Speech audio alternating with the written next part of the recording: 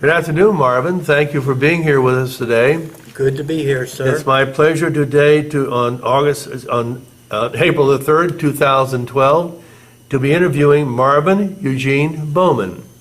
He was born on August the 7th, 1928. He was in the Navy as a third-class petty officer during the Korean War. Today, my name is Bob Shook. Fred Wackler and Lloyd Perry are assisting me in this interview. We're interviewing for the Miami County Veterans History Project in collaboration with the Library of Congress, and is sponsored by Clifford Thompson Post 43 of American Legion in Troy, Ohio. Marvin, I'd like for you to start right from the beginning and talk about your life as a young person and how you've transitioned during that life into military service, and then from right on down.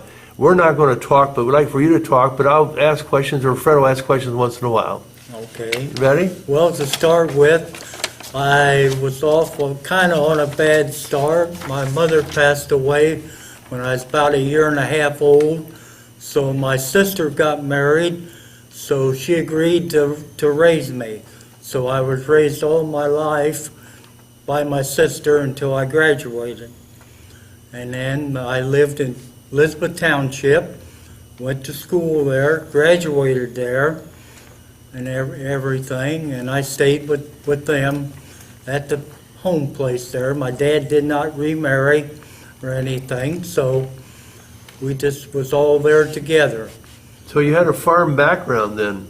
Yes, my brother-in-law, he worked at Hobart Corp, the same as I did.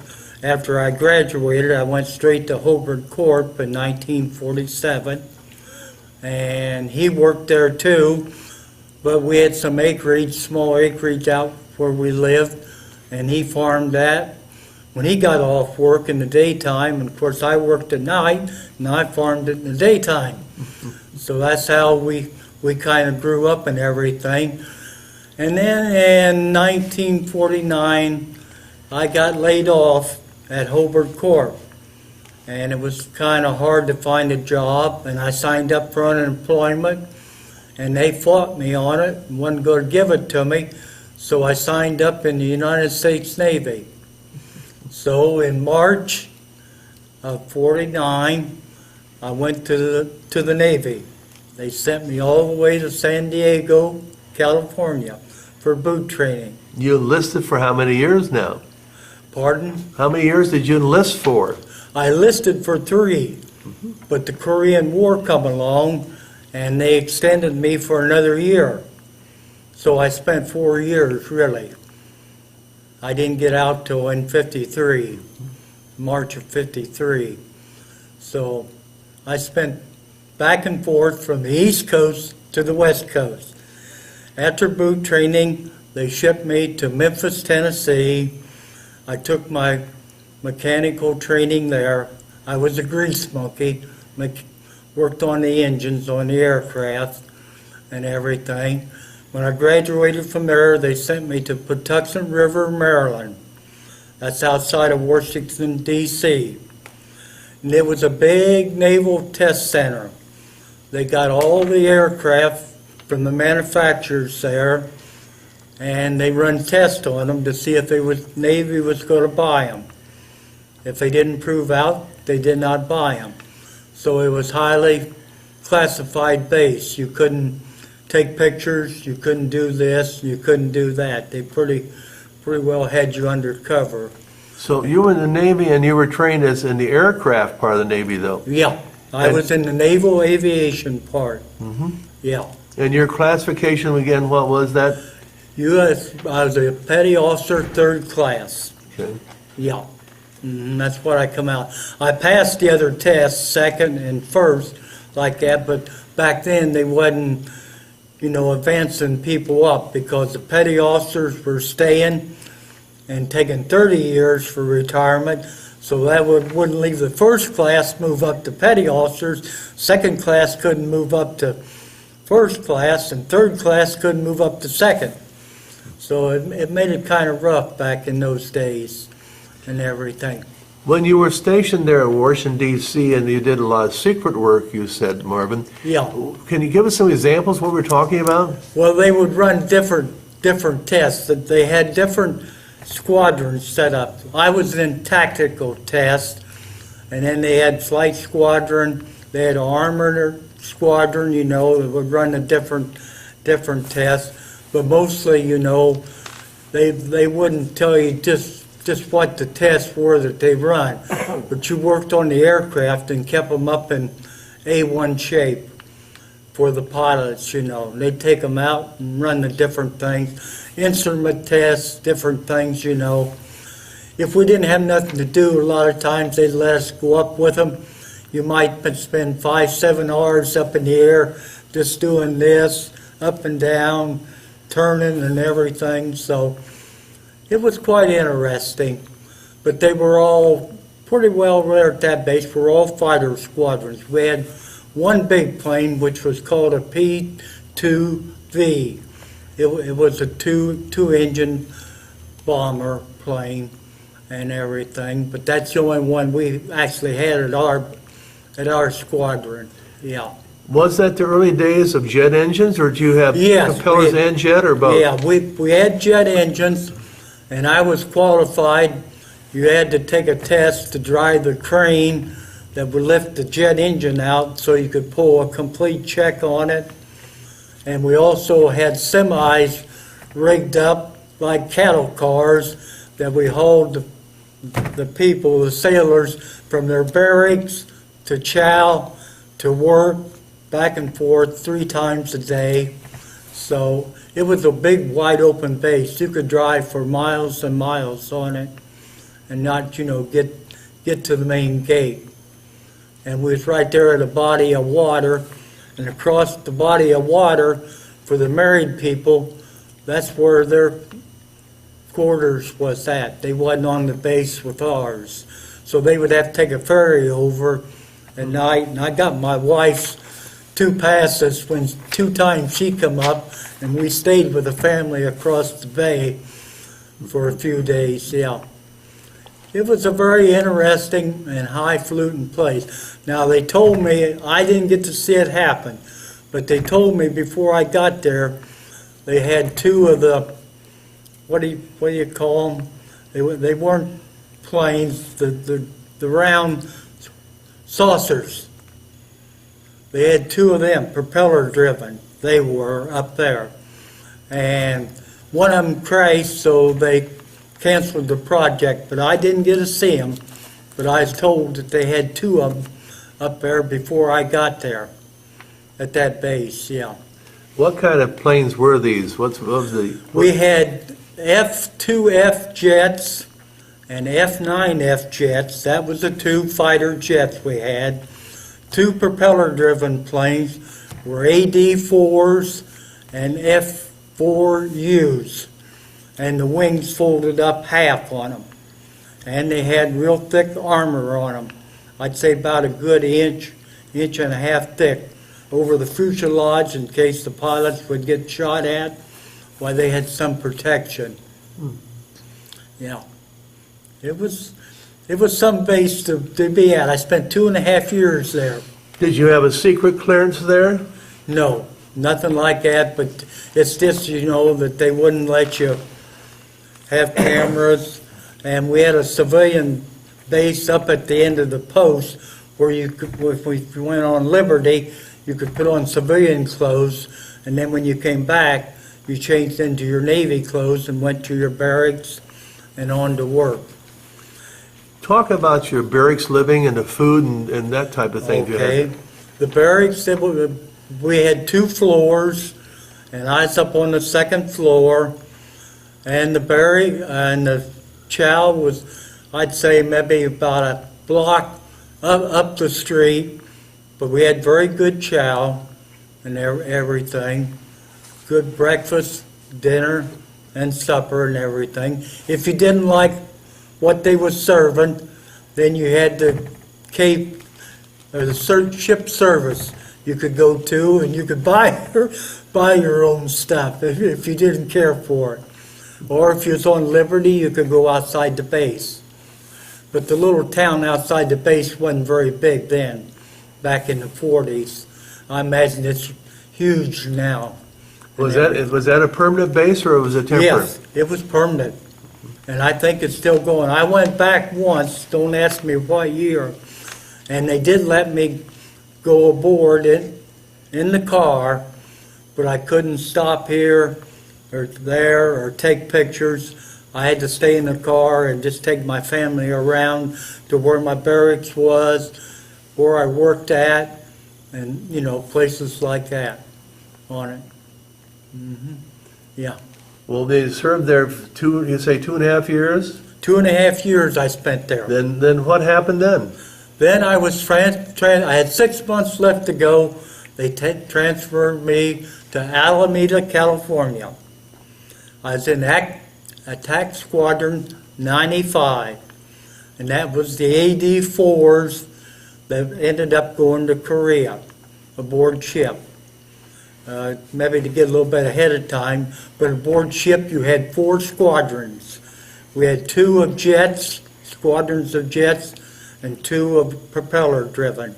Were these on aircraft carriers? On the aircraft carrier, the U.S. Philippine Sea. Well, hold that up for us to see. Yeah, that was it.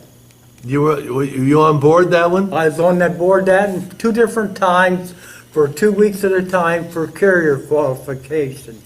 We would take the pilots out. They'd have to touch and go on the aircraft. How many men served on board that ship?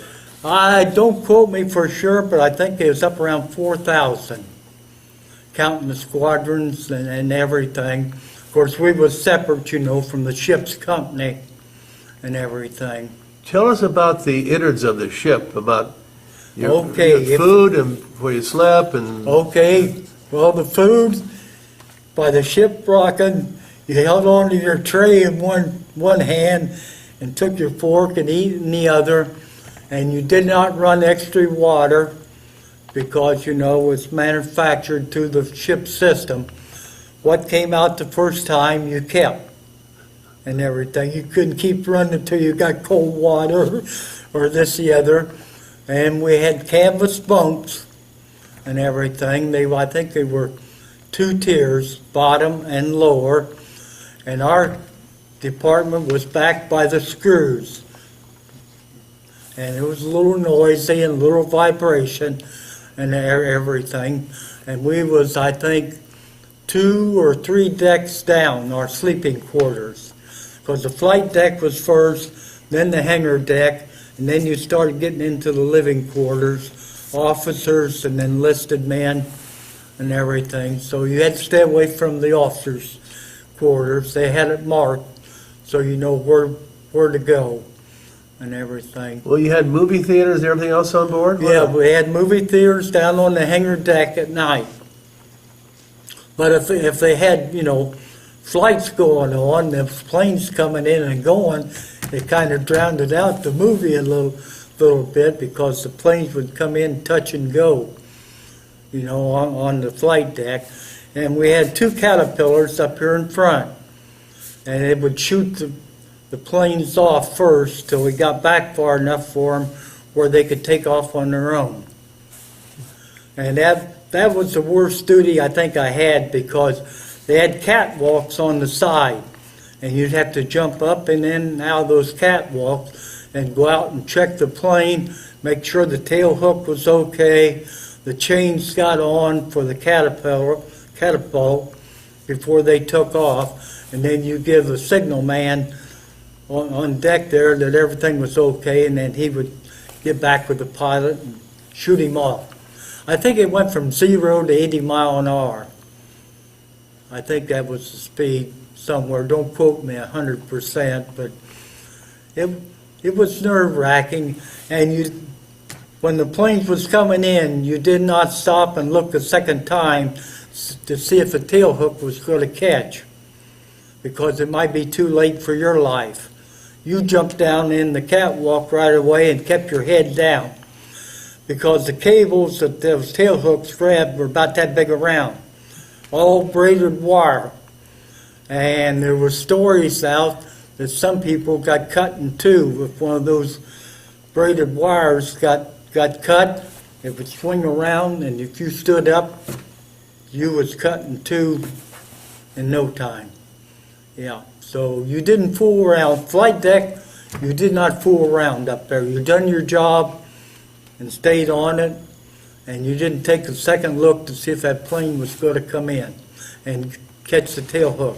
How fast were the planes coming in to land that they I hooked? never did hear the actual speed, but the jets, it seemed like they were faster than the recips, and they stayed up a little higher, and then when the signalman out on the end of the ship would tell them to cut their engine, they'd cut it, they'd sort of drop down just like that there. And if they did miss the tail hook, they had a nylon barrier on down about the middle of the ship, and they would run into that, and that would stop them. But we had one pilot that ricocheted over the side, and they never did find him. So it was a dangerous place to be. How many planes would they take in and out in a period of time? Oh, it was quite a few, because they would go from one squadron to the other. And I don't know how many now that we did have in the squadron, but we had several and everything. And they would tie them down. They would take some of them down to the hangar deck when they weren't flying. And then the others, at night, they'd keep up on top, and we'd have to tie them down so that they'd stay put, you know. Well, they collapsed the wings or so. Who did all that kind of work? That was up to the maintenance people up on the flight deck. My job as far as maintenance was working on them down in the hangar deck if they needed plugs in them or oil change or this or that or the other. They didn't get into minor stuff. Most generally they'd have an assembly, and you'd put the whole assembly on and everything. And you had to learn how to safety wire, because you didn't want that nut backing off. So if the vibration of the engine would back it off, your pilot might run into trouble, like an oil plug or anything. So you had to learn how to safety wire to keep things tight. So you were pretty much a favorite of the pilots then? Yeah, they depended on us, just like airlines or anything, depend on them, yeah. So that was the attack squadron. But also on the attack squadron, besides going aboard ship, we went to Fallon, Nevada, out in the desert. That's for about 60 miles from Reno, I think it was. But it was out in the boonies. And they would take dummy bombs and put sand in them, and they'd go out and they'd practice their bombing practice and everything. And we would spend roughly 2 weeks up there too each time. But that was mosquito nut heaven. At night you had to sleep under mosquito netting to keep from getting eat up. And we had an old saying, we put 500 gallons of fuel in a mosquito before we knew it was a mosquito instead of the airplane. Yeah, so, but that was with the attack squadron 95. Well, going back to that, these planes on board that carrier, did they carry bombs, or what kind of armament did they have? When they went to Korea, yeah, they had an armored department, but that was in the ship's company. They put the bombs on underneath the wings and the fuselage on them. Yeah. What kind of weapons did they carry on board? What kind of machine guns and so forth? I think they were. Well, I don't know if they were 50 millimeter or that big Probably, or I was not. going to say, they're probably pretty good size. Yeah, they were pretty good size and, cartridge fed and everything. Besides aboard ship, if it would have been attacked, they had turret guns on each side of the island that would come up. And, they had some protection there. But as far as out on the flight deck, it stayed all flat. What Yeah. was the evacuation plan of a carrier if you were sinking? You remember they trained you for that? We had drills on if we got attacked and everything. We had our different places to go. Even the squadrons had, besides the ship's company and everything, yeah. Did you have assignment for manning any guns or anything? No, nothing like that. No, that was all ship's company. Okay. Yeah, they took care of all that. We just had different duty stations that we would have to go to where there was a ship's phone, you know, if we had to call somebody or this. And when we was on duty at night, walking up around there, you had to be careful you didn't fall overboard. And then you would go back down to your post where it was at. There was a phone, and you called into the captain's quarters, you know, and they had a fellow on duty, and you give your report to him. Well, those beds you mentioned, they swayed with the ship, didn't they? Kind of so, yeah. And you know, they were cloth with the brass rings, and you had to fix them up yourself when you went aboard ship. You had to do your own thing. Yeah. It was quite interesting aboard the ship. I would have liked to went to Korea with them, but I was married and everything, so I decided not to go, so they transferred me on land there.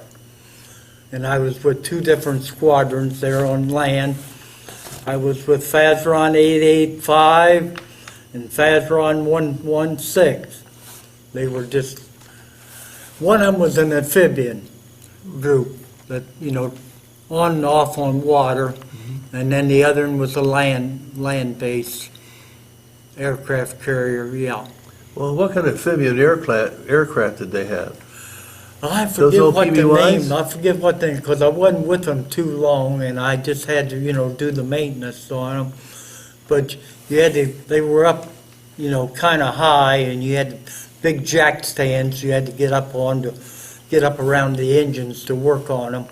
Those were propeller driven? Yeah, they were both propeller driven, them two there, yeah. But at Patuxent River, I got to work on the jets besides the receps. Now, your wife, is she with you out there then? No, she came out a couple times to visit and everything. Just kind of figured the way things was going. She had a good job at Inland down in Dayton. She didn't want to give it up. So she got an apartment at West Milton and stayed there. But another good thing about D.C., even though there wasn't no interstates, I could come home on a weekend. It was wicked driving 400 and some miles on a weekend on old 40, but I done it. I'd get up on Friday morning, do my day's duty, Friday night, leave, head home, Sunday afternoon, I'd leave and start back, get back in time to change my clothes, and go right straight to work and not go to bed till Monday night.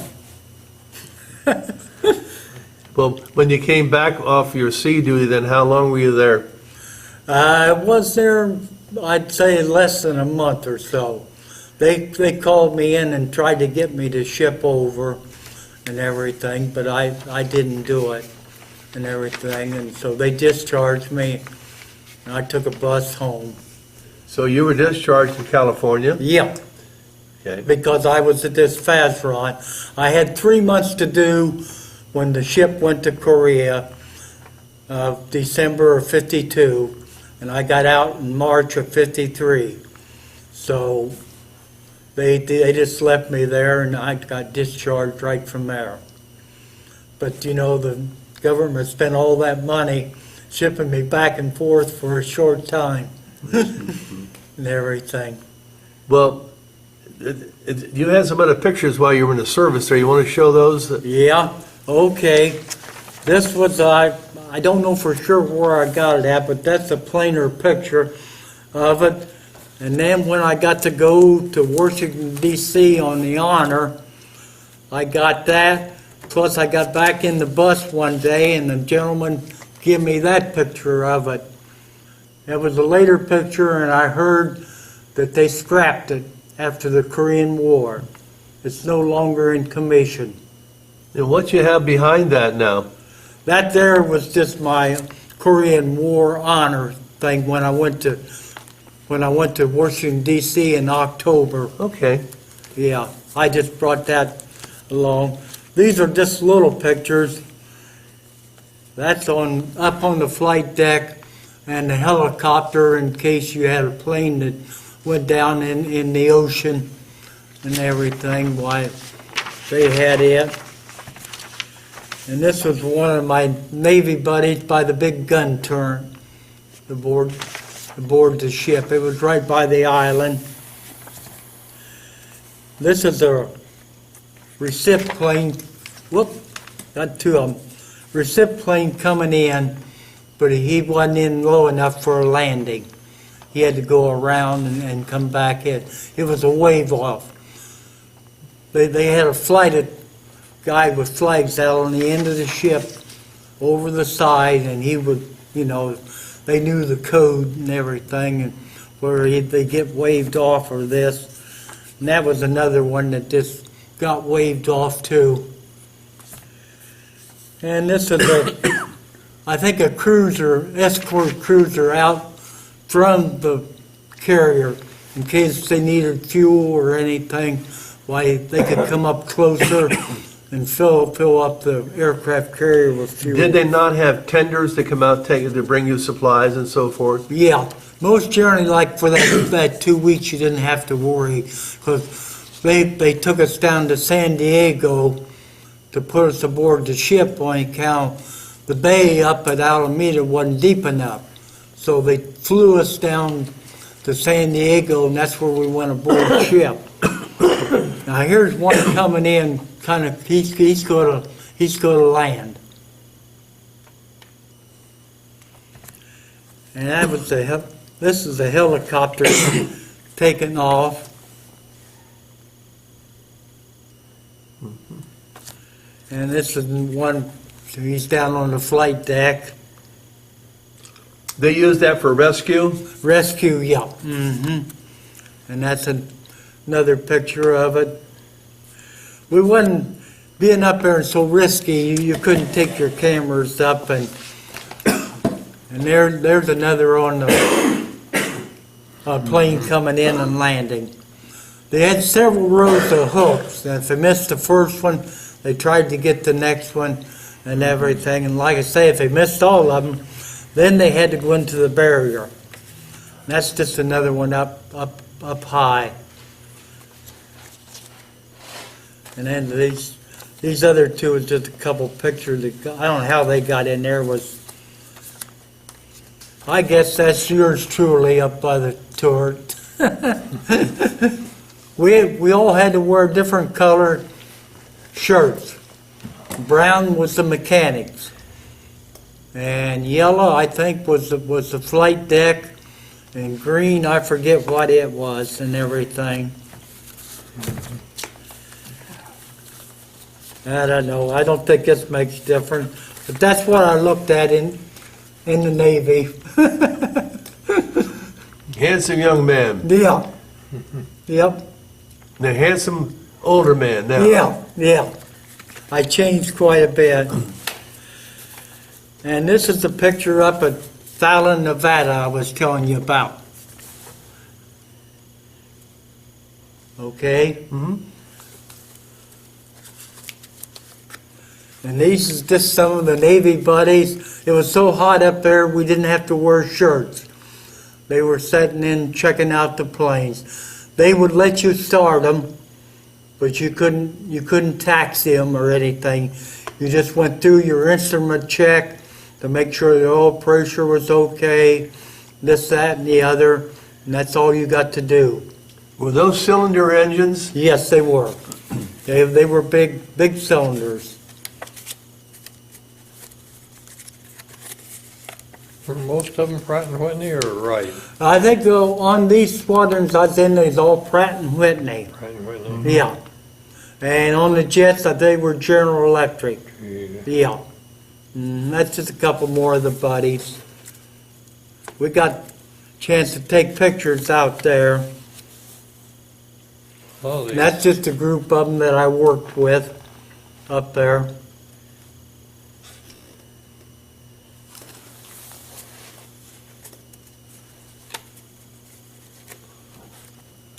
My wife had a heck of a time finding these pictures. They got put away, and that's just some more of them. Navy buddies. I forget all their names now. Those planes look a little bit bigger now in the picture. Yeah, well, it's a close-up picture, a little bit better. But they had that's where they put the steel armored plate up around the fuselage, you know, where the pilot would sit and everything. And that's one of the bombs that they would fill with sand, and they go out and practice. Looks like the A3D, is that what they were, Douglas? AD-3 Douglas, yeah. AD-3s? AD-4s, I think these were called. They could have been 3s, but they were the big old propeller-driven jobs. You had to be careful.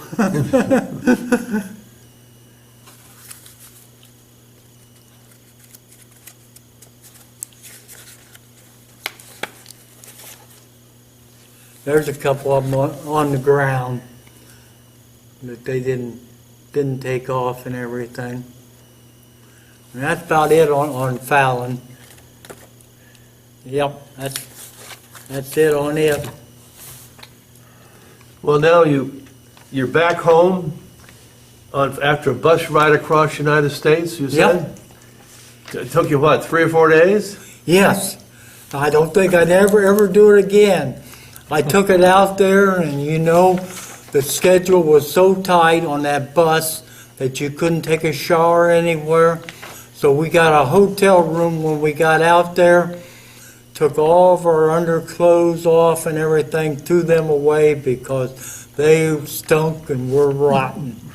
Took a good shower and put our outside uniform on, and then went back to the base.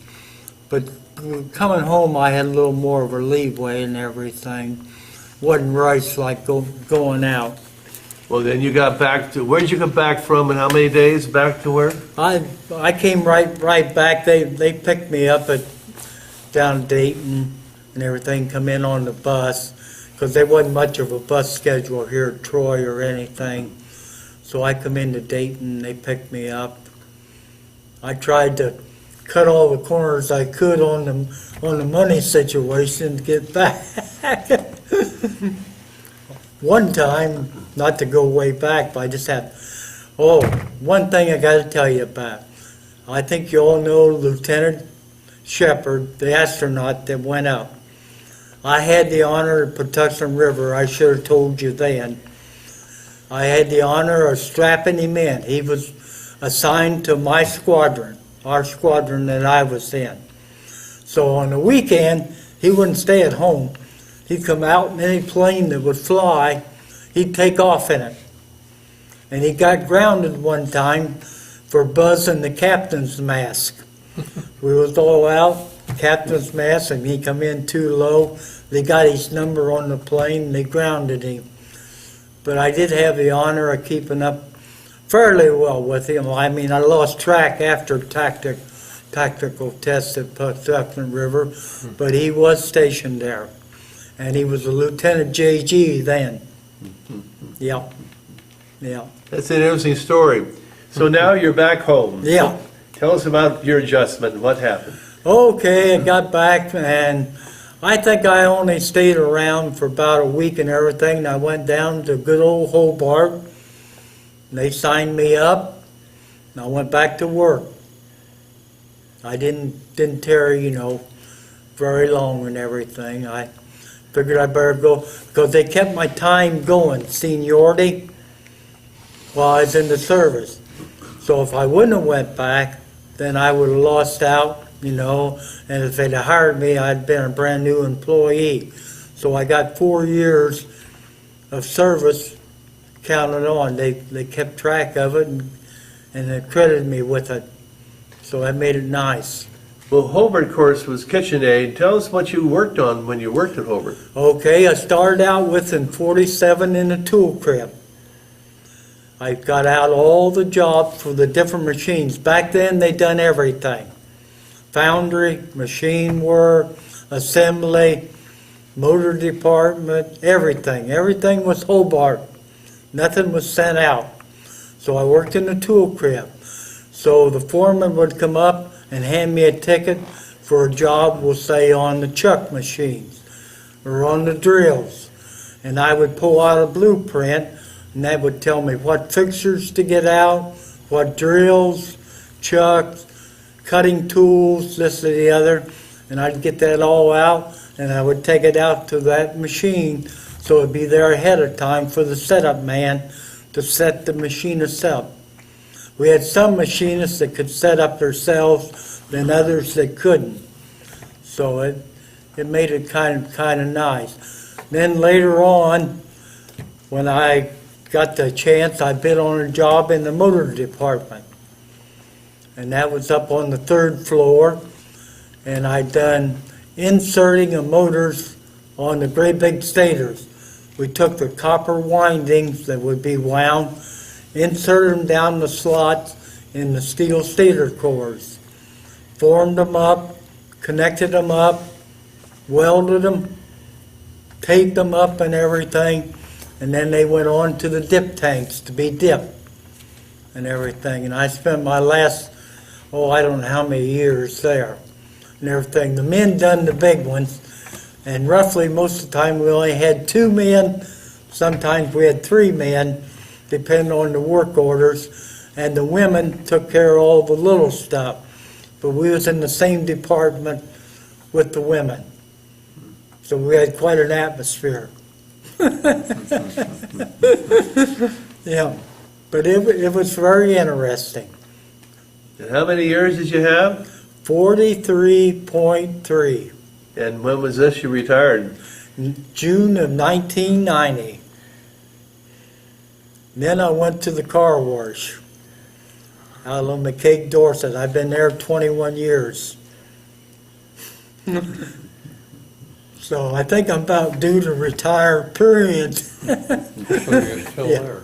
Pardon? You're still there. I'm still there, yeah. Well, Marvin, and you've had some interesting stories. How about winding up your experience and tell us what you thought about the military overall after you got out, how you feel about it today, and anything else you want to say before we close? I would say to any young fellow, if they'd like to get out and see the country, and it's changed a lot different now because you can get college out of it and this and that and the other, but I would recommend it. I would have stayed in, like I told you, if I could have got 2nd class because I was married, that would have given me more money for that, but they just wasn't promoting and everything, so I just thought I'd better go back to Hobart and raise my family and everything, because they always said if you got a job at Hobart, you didn't get laid off, you could raise your family. But I was well pleased with it. I have no regrets except for that part which wasn't the military's fault, because the government just wasn't rating people. And if you had a chance to stay for 30 years and make more money, you would. So, and everything, where they was getting out at the end of 20 back then. I don't know what it is now, how long they can stay or anything, because things have changed so bad and everything, yeah. Well, But- Marvin, I want to thank you on behalf of the Clifford Thompson Post 43 and the Library of Congress and the people for your service. Okay. And because I think it's important, you made an important contribution. We certainly enjoyed your story. Okay, And thank you very much. okay, thank you. Oh, you did did super, good. You super. did good. That Yeah. was a good story. Well, like I say, I would have went. I wasn't ashamed to go to Korea. I didn't pull these temporary boat passes out, but that's what they looked like when I took my